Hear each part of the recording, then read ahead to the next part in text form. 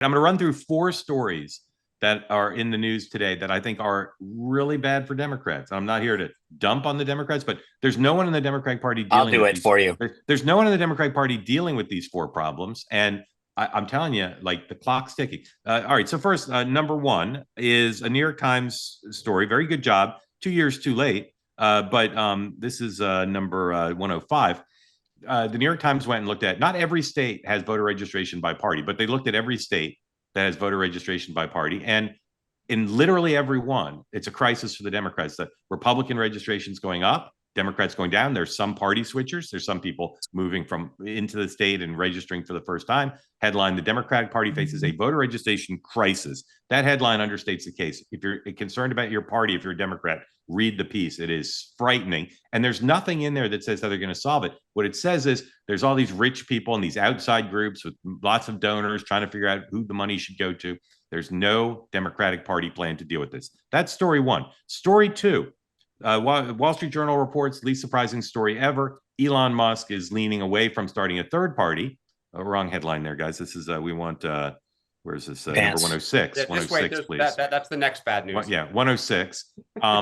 It says that Musk is not really doing anything to start a third party and that he's leaning towards Vance. I'm telling you right now, the biggest story of 2028, Patty disagrees with me about whether there'll be other candidates, but Vance is going to have $2 billion on this trajectory. Headline from the Journal: Elon Musk pledged to start a political party. He's already pumping the brakes. The billionaire has sought to maintain ties with J.D. Vance, the potential heir to Trump's MAGA political environment. I'm not predicting this will happen, but on the current trajectory, Trump will endorse Vance. He'll have no real opposition. He'll have $2 billion raised before the Democrats start their primaries and caucuses. And the Democratic Party is doing nothing to stop this. I'm not sure what they could do, but they're doing nothing. Then go now to that the New York Times headline.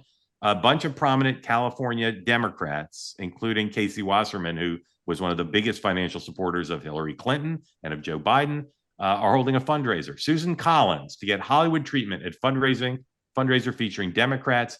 Democrats hoping to retake the Senate in the midterm elections next year are targeting the seat of Susan Collins, who is seen as a moderate. And then lastly, an AP story, not breaking any huge news, but this is the most political White House of all time, at least in my career. AP: Trump moves to use the levers of presidential power to help his party in the 2026 midterms. Some of the things the AP cites would be considered standard hardball, some more than that. But the point is, again, using the White House, James Blair wakes up every day saying, what are the 50 things I need to do today to keep the House, make sure we don't lose the Senate, to position the president to raise, all this money to help Vance. This is a machine, and the DNC and its allies are not a machine. So, Dan, I want to ask you to talk about which of those four strike you, but I want to start with, do you think Chuck Schumer read about that in the New York Times? But it's got to be crushing to him to have some major party donors helping Susan Collins, right?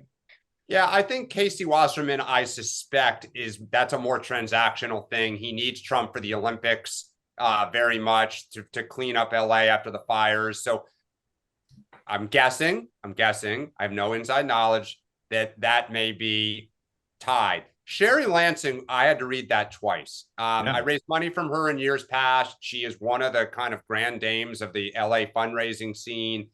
That to me was like, whoa. But to me, it amongst other things, it is an indication that they're not afraid of Chuck Schumer, because if a Republican tried to do that and adverse to, say, Mitch McConnell, they'd be terrified that they would be. That goes to the fourth item, and this is like back to reality for Democrats here, is it is the most political White House ever. It is the most intimidating White House in my lifetime, where people are afraid of being investigated. People are afraid of business deals being tanked. People are afraid on many levels.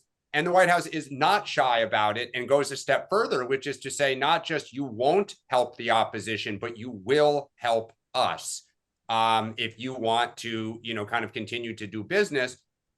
So it's out in the open. You can say that. I think, to me, the biggest story there is the voter registration issue. You could see it in 2023. It accelerated throughout 2024. We saw it in early vote numbers where the Democrats tried to poo-poo it and say, no, there's nothing to see here. But obviously it was, the canary in the coal mine. And it has not stopped. Usually by now, the new president begins to lose a little steam because the reality of governing and disappointing people, kind of begins to take hold, and you start to lose some energy. Those numbers are accelerating towards Trump or the GOP. So that, to me, I mean, the story says 4.5 million people have switched. That is huge. if you look, there's a guy named Seth Keshel. He's been on my show a bunch of times, who literally lives and breathes voter reg. 29 states do voter registration by party. Every single one of them has moved. Every one of the 29 that does voter registration by party has moved in the direction of the Republican Party. That's either losing seats for losing ground for Dems, or Republicans picking up.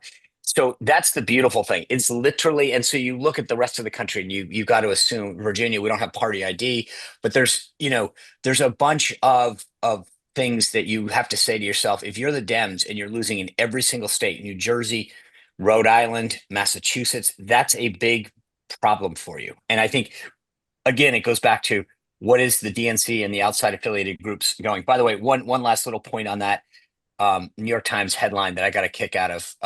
It's amazing how Susan Collins, of all people, I have a big problem when reporters decide who's conservative, liberal, or moderate, but they do it all the time. And if you pull that headline back up, it says Collins, who is seen by some as a moderate. It's like they literally can't even call. I mean, there is no question that Susan Collins is a moderate. I have no problem with that label. Most members, debate their own label, but the idea that these guys in the New York Times can't even come to that to say, a main moderate. That's right. I don't think Democrats would have a problem with that, but it's the New York Times, and so they can't get themselves to even admit that. Right. Great point. Want more great clips like that? I've got an idea. Hit the subscribe button, be part of the Two-Way community, never miss a clip, and you can always watch our full episodes, join them live, go to twoway.tv.